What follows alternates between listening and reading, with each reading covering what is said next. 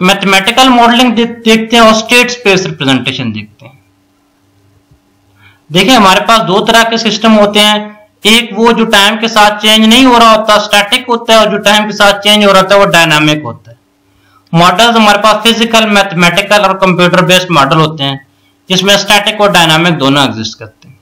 ठीक है, लीनियर जैसे नाम से ज़ाहिर है, नॉन लीनियर होता है, इसी तरह deterministic, probabilistic, statistic, dynamics, discrete, continuous, white box, grey box, और ये देखते हैं।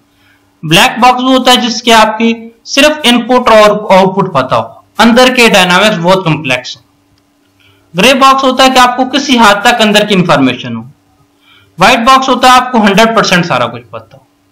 ठीक है, मैथमेटिकल मॉडलिंग के लिए हम सबसे पहले क्या करते हैं, कंपोनेंट्स डिफाइन करते हैं, फिर उसके बाद क्या करते हैं, हम अजम्पशंस लेते हैं। ठीक है, डिफरेंशियल इक्वेशंस लिखते हैं, उसको सॉल्व करते हैं, वेरीफाई करते हैं, अगर सही आ जाए तो ठीक है, वरना इस लूप को फिर चला देते।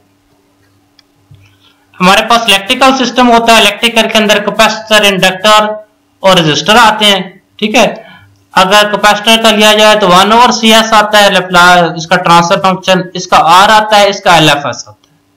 ठीक है, क्योंकि वोल्टेज की इक्वेशन के लिहाज से होता है, इसमें V = I आ रहा है तो सीधा सीधा आ गया, इसमें V = L/di/dt है तो डेरिवेटिव की वजह से ऐसा आ गया, इसमें V = 1/c integral of I dt है तो इंटीग्रेशन की वजह से 1/s। ठीक है, इस तरह करंट की इक्वेशन भी हम इसकी लिख सकते हैं। मैकेनिकल सिस्टम में दो तरह से होते हैं, ट्रांसलेशनल और रोटेशनल। दोनों के अंदर स्प्रिंग, डैम्पर और इसके अंदर मास होता है, लेकिन जो रोटेशनल है उसके केस में इनर्शिया होता है। ठीक है, स्प्रिंग एज इट इज आता है, डैम्पर के केस में फर्स्ट डेरिवेटिव आता है, मास या इनर्शिया के केस में सेकंड डेरिवेटिव आता है। यहाँ पे ट्रांसलेशनल के अंदर फोर्स की इक्वेशन लिखते हैं और तो रोटेशनल के अंदर हम टार्क की इक्वेशन लिखते हैं। ठीक है, टार्क के केस में K आ गया, D(s) फर्स्ट डेरिवेटिव आ गया, इनर्शिया के केस में सेकंड डेरिवेटिव आ गया। उस केस में सीधा सीधा डिस्प्लेसमेंट x की फॉर्म में होती है, इसमें डिस्प्लेसमेंट क्या होती है, थीटा की फॉर्म में। वहां वेलोसिटी v होती है, यहाँ वेलोसिटी ओमेगा होती है। वहां आप फोर्स फाइंड करते हैं, यहाँ आप टार्क फाइंड करते हैं। ठीक है, इसी तरह मॉडलिंग करते हुए हम एफर्ट्स और फ्लो को ख्याल रखते हैं। सिमुलेशन कंप्यूटर बेस्ड मॉडलिंग होती है। ठीक है, इससे हम क्या करते हैं, लर्निंग बाय डूइंग करते हैं। इसमें हम क्या करते हैं, सिस्टम की सारी चीजें आर्टिफिशियल बेसिस पे मैनेज कर रहे होते हैं। इसके अपने फायदे और नुकसान हैं, क्योंकि आपको प्रैक्टिकल में वो चीजें नहीं मिलती जो आइडियल सिमुलेशन में आप कंप्यूटर में चला रहे होते हैं। स्टेट स्पेस रिप्रेजेंटेशन में हमारे पास स्टेट इक्वेशंस होती हैं। स्टेट स्पेस जो हम इस्तेमाल इसलिए करते हैं कि हमने ना क्या करना होता है, सिस्टम का ऑर्डर रिड्यूस करना होता है। जितने भी ऑर्डर का सिस्टम हो ना, हम क्या करते हैं, फर्स्ट ऑर्डर की इक्वेशन बना लेते हैं। ठीक है, स्टेट स्पेस का सबसे बड़ा फायदा ये है, जब फर्स्ट ऑर्डर इक्वेशन बना लेते हैं तो उसकी बेस से हम सिस्टम की स्टेबिलिटी, कंट्रोलेबिलिटी, ऑब्जर्वेबिलिटी हर चीज चेक कर सकते हैं।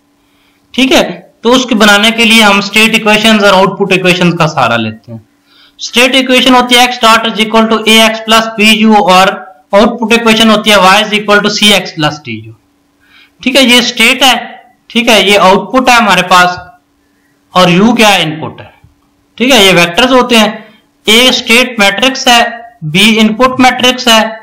ठीक है, c जो है वो आउटपुट, c हमारे आउटपुट मैट्रिक्स है और फिर d क्या हो गया, डायरेक्ट ट्रांसमिशन मैट्रिक्स। ठीक है, अगर ब्लॉक डायग्राम से रिप्रेजेंट करें तो हमारे पास देखें इनपुट के साथ देखें x dot is equal to ax है, तो x dot is equal to x के साथ a मल्टीप्लाई कर दिया, इनपुट के साथ b मल्टीप्लाई कर दिया। इस तरह y is equal to cx है, x के साथ c मल्टीप्लाई कर दिया और u के साथ d मल्टीप्लाई कर, y is equal to cx plus du है। स्टेट इंटरनल वेरिएबल है, तो स्टेट क्या करते हैं, हम x डॉट का इंटीग्रेशन लेके x बना लेते हैं। स्टेट स्पेस में हमारे पास जब हमारे सारे वेक्टर्स आ जाते हैं तो हम क्या करते हैं, इसकी कंट्रोलेबिलिटी चेक कर लेते हैं। कंट्रोलेबिलिटी चेक की जाती है, C is equal controllability matrix होता है जिसमें पहला कॉलम B हो जाता है, दूसरे में A को B से मल्टीप्लाई करते हैं, फिर A स्क्वायर को B से मल्टीप्लाई करते हैं। ठीक है, ये वाला मैट्रिक्स अगर फुल रैंक मैट्रिक्स हो तो सिस्टम कंट्रोलेबल होता है। फुल रैंक मैट्रिक्स का चेक करने का आसान तरीका, ये है कि उसका डिटर्मिनेंट चेक करें। अगर डिटर्मिनेंट 0 है तो वो फुल रैंक नहीं है। ठीक है, या रैंक होता है नंबर ऑफ लीनियरली इंडिपेंडेंट रोज और columns but which is minimum, जो इनमें से कम होता है। ऑब्जर्वेबिलिटी की बात करें तो वो चेक करते हैं, पहली रो में सी लिखते हैं, फिर सी ए लिखते हैं, यहाँ पे n-1 तक जाते हैं। n का मतलब क्या है, जो ओरिजिनल आपने सिस्टम लिया था उसका ऑर्डर क्या था। ठीक है, इस तरह हमारे पास अगर ऑब्जर्वेबिलिटी के केस में वो ये जो इक्वेशन है इसका रैंक फुल रैंक हो तो सिस्टम ऑब्जर्वेबल होता है, अगर फुल रैंक ना हो तो सिस्टम ऑब्जर्वेबल नहीं होता।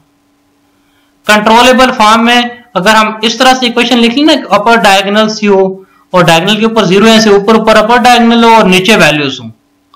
ए मैट्रिक्स को इस तरह लिख लें तो हम इससे भी चेक कर सकते हैं, और ऑब्जर्वेबिलिटी में ए मैट्रिक्स को हम इस तरह लिख लें, इससे भी सिस्टम ऑब्जर्वेबल होगा। ठीक है, ए की अगर आइगन वैल्यूज निकालें, वो आइगन वैल्यूज जो हैं वो उसकी बेसिस पे हम अगर वो लेफ्ट हाफ प्लेन में है या नेगेटिव है तो सिस्टम स्टेबल होगा। अगर इसी तरह लेफ्ट हाफ में नहीं है, कोई एक राइट साइड पे भी चली जाती है तो सिस्टम अनस्टेबल होगा। सही है, आप करंट ट्यूटोरियल्स को सब्सक्राइब कीजिएगा, फिर मुलाकात होती है।